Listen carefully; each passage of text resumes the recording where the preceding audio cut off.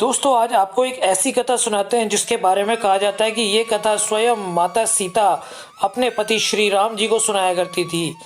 कथा इस प्रकार है। एक दिन श्री राम भगवान को किसी काम के लिए बाहर जाना पड़ गया। तो सीता माता कहने लगी, भगवान मेरा तो 12 वर्ष का नित्य नियम है, अब आप बाहर जाएंगे तो मैं अपनी कहानी किसे सुनाऊंगी।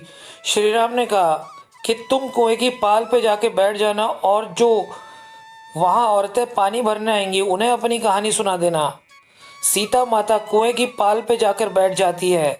एक स्त्री आई, उसने रेशम की जरी की साड़ी पहन रखी थी और सोने का घड़ा ले रखा था। सीता माता उसे देख कहती हैं कि बहन मेरा 12 वर्ष का नित्यनेम सुन लो। पर वह स्त्री बोली कि मैं तुम्हारा नित्यनेम सुनूंगी तो मुझे घर जाने में देर हो जाएगी और मेरी सास मुझसे लड़ेगी। उसने कहानी नहीं सुनी और चली गई। उसकी रेशम जरी साड़ी फट गई, सोने का घड़ा मिट्टी के घड़े में बदल गया। सास ने देखा तो पूछा कि ये किसका दोष अपने सर ले आई है। बहू ने कहा कि कुएं पर एक औरत बैठी थी, उसने कहानी सुनने के लिए कहा लेकिन मैंने नहीं सुनी, जिसका ये फल मिला। बहू की बात सुनकर अगले दिन वही साड़ी और घड़ा लेकर सास कुएं के पाल पर गई। सास को वहीं माता सीता बैठी मिली तो माता सीता ने कहा कि बहन मेरी कहानी सुन लीजिए। सास बोली कि एक बार छोड़, मैं तो 4 बार कहानी सुन लूंगी। सीता माँ ने कहानी सुनाई तो कहानी इस प्रकार है। राम आए, लक्ष्मण आए, देश के पुजारी आए, नितनेम का नेम लाए, आओ राम बैठो राम, तपी रसोई जियो राम, माखन मिश्री खाओ राम, दूध बताशा पियो राम, सूत के पलका मोठो राम, शाल दुशाला पोठो राम, शाल दुशाला ओढ़ो राम। जब बोलूं जब राम ही राम, राम सवारे सबके काम, खाली घर का भंडार भरेंगे, सबका बेड़ा पार करेंगे, श्री राम जय जय राम। सास बोली कि बहन कहानी तो बहुत अच्छी लगी।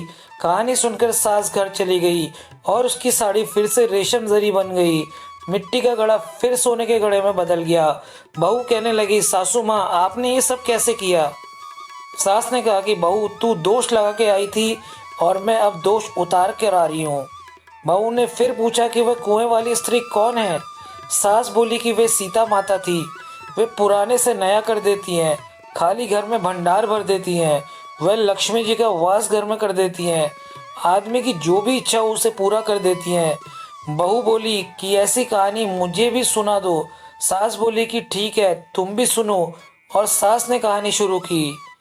राम आए, लक्ष्मण आए, देश के पुजारी आए, नितनेम का नेम लाए, आओ राम बैठो राम, तपी रसोई जियो राम, माखन मिश्री खाओ राम, दूध बताशा पियो राम, सूत के पलका मोटो राम, शाल दुशाला पोठो राम, साल दुशाला ओढ़ो राम।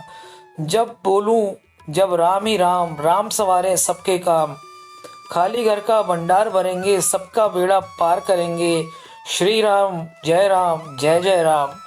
कहानी सुनकर बहू बोली कि कहानी तो बहुत अच्छी है। सास ने कहा कि ठीक है, इस कहानी को रोज कहा करेंगे। अब सास बहू रोज सवेरे उठती, नहाती धोती और पूजा करने के बाद नित्यनेम की सीता की कहानी कहती। एक दिन उनके वहाँ एक पड़ोस की औरत आई और बोली कि बहन जरा सी आँच देना। तो वह बोली कि आज तो अभी हमने जलाई ही नहीं। पड़ोसन ने कहा कि तुम सुबह 4 बजे से उठकर क्या कर रही हो। उन्होंने कहा कि सुबह उठकर हम पूजा करते हैं, फिर सीता माता की नितनेम की कहानी कहते हैं।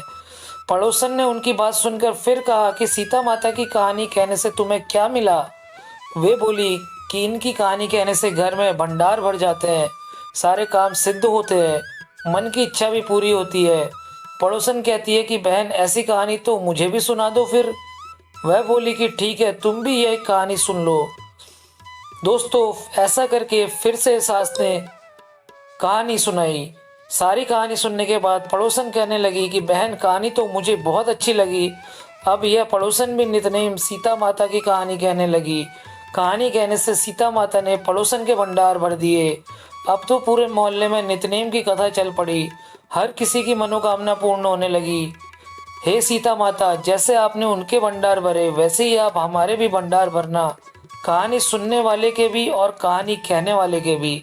दोस्तों ये कथा आज भी सीता माता की जयंती के दिन पूरे नॉर्थ इंडिया में यानी कि उत्तर प्रदेश, बिहार, हिमाचल प्रदेश, उत्तराखंड, हरियाणा आदि राज्यों में बहुत ही जोरों शोरों के साथ कही जाती है और सुनाई जाती है। दोस्तों कैसी लगी आपको ये कथा? पसंद आएगी तो यार वीडियो को कीजिए लाइक और चैनल को कीजिए सब्सक्राइब।